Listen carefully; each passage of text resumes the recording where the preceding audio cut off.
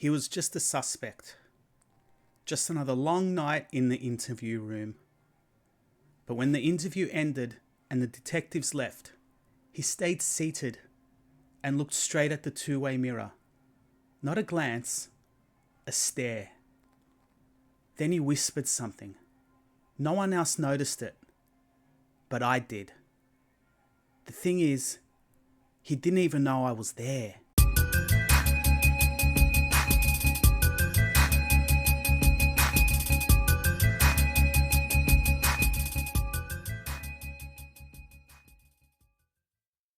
Langford doesn't speak for most of the interview. He chews his lip, picks at the thread on his sleeve, tries to act bored, tries too hard. It goes long, 2.5 hours. Mahoney and Peveril take turns. Were you in the area that night, Mr. Langford? I was. That's not illegal. Do you usually walk your dog at 3:20 a.m. with your phone off and your hood up? I don't have a dog. That's been noted. He gives nothing. Doesn't deny, doesn't confess. Just sits there absorbing oxygen and hoping we get tired before he does. But when it ends and the detectives leave the room, he doesn't. He stays in the chair, leans back, lets out a breath, and looks straight at the two-way mirror. Not the vague, performative glance some of them do. Not the taunting, puffed up, I know you're watching kind either. It's a stare, fixed, measured, like he's listening for something. And then he says it. Low, intimate, like he's quoting a bedtime story or an old prayer. 6 seconds. That's all. It's not English, but it feels familiar. Unsettlingly so. Like hearing your own name distorted underwater. I don't speak the language. Not really. But I know that rhythm. I glance around the monitoring room. No one else reacts. It's after 2:30 a.m. Half the squad is on autopilot. Someone yawns. Someone else is checking a roster. No one caught it. But I did. I rewind it. I copy the segment. I dump the clip onto my phone. I don't know what I'm looking for yet. Only that I need to hear it somewhere else. I stay at the station a few more hours, get through the notes, wait for the sun to rise. Just before 6, I call ahead. She picks up on the second ring. Already up, as always. I tell her I'll be round for breakfast. She says okay, but it doesn't get that far. She doesn't ask why I'm here. The kitchen light's still yellow with sleep. 2 coffees on the table, a plate of sweets, napkins folded with pointless elegance. I haven't touched anything. I slide the phone across. Press play. She listens. 6 seconds, just once. And then again. The second time, she moves. Small, instinctive.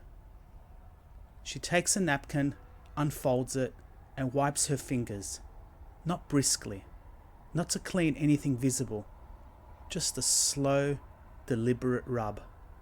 Thumb to palm, as if she's been handling something sticky, something sugared, even though she hasn't.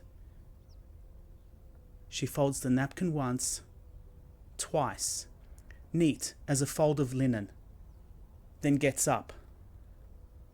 She pours both coffees down the sink, scoops the entire plate of sweets into the bin, washes her hands, doesn't dry them, doesn't look at me.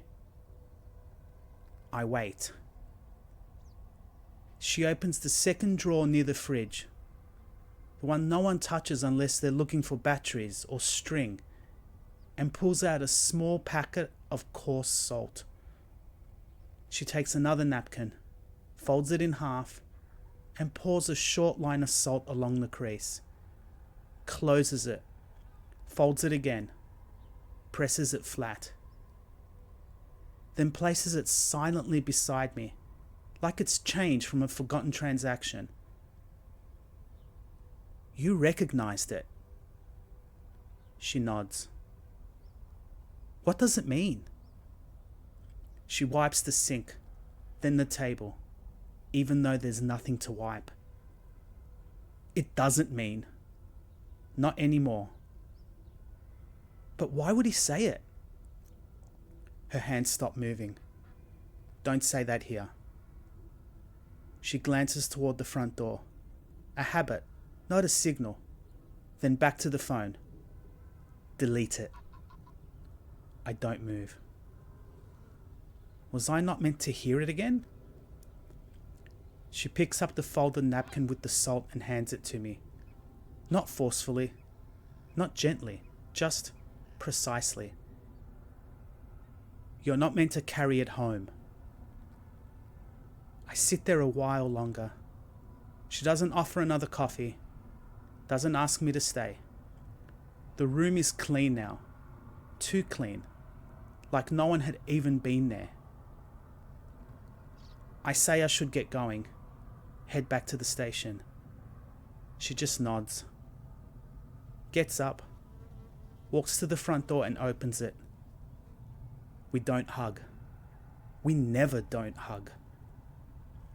Thanks for the coffee, I lie. Of course, she says. And that's it.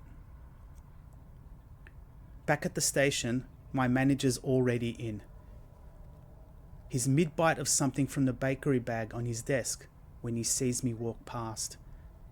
You went to your mum's? I nod. She know what he said? I shrug.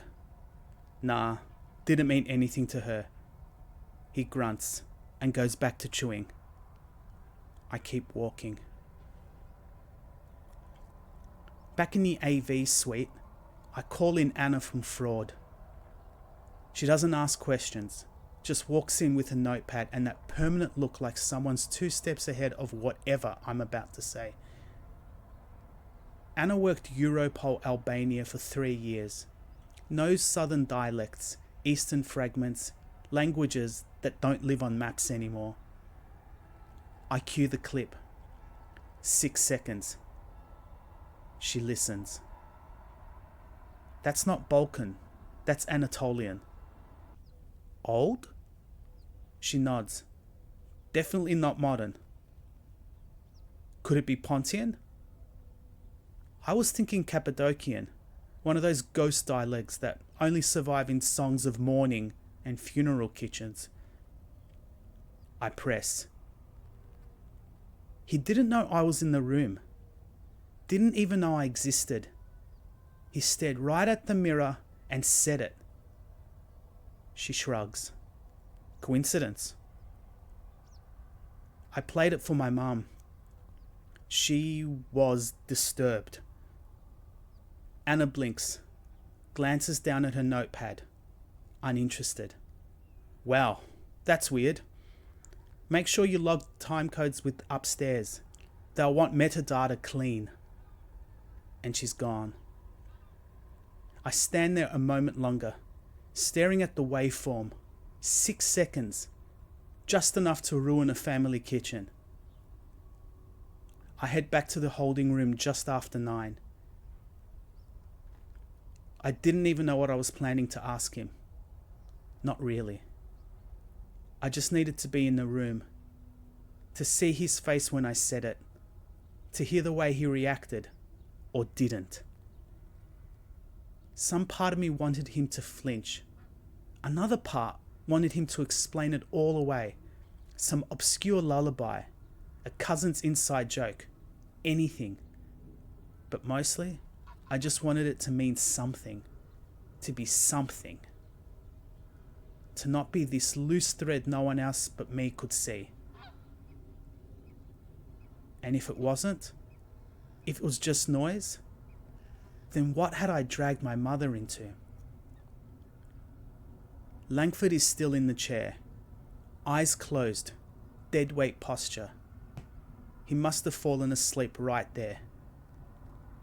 I tap the table. He blinks himself awake. He recognizes me, but not really. He clocks that I wasn't in the room the first time. Doesn't know where to place me. Good. You said something after the interview, before you were alone. I did? Yeah, something old. Do you know what I mean? He shrugs. Sometimes I say weird stuff when I'm tired.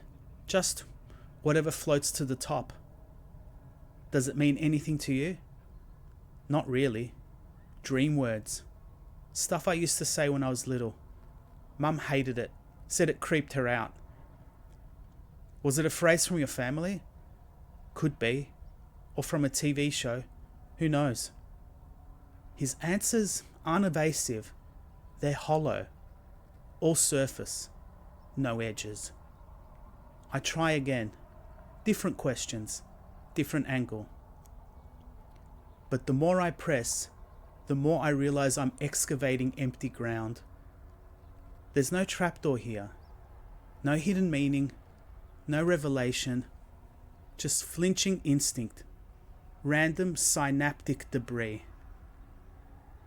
I sit back, disappointed, frustrated. I'd been dragged into something that felt momentous, something enormous. And now, it was slipping through my fingers like water. All right, I say. That'll do. Back at my desk, I open the file again. Listen to the clip one last time. Then, I delete it. Not because I'm done with it, because I'm not supposed to pass it on. Some sentences weren't meant to survive. Thanks for watching. If you enjoyed this, feel free to share it with someone who might like it too.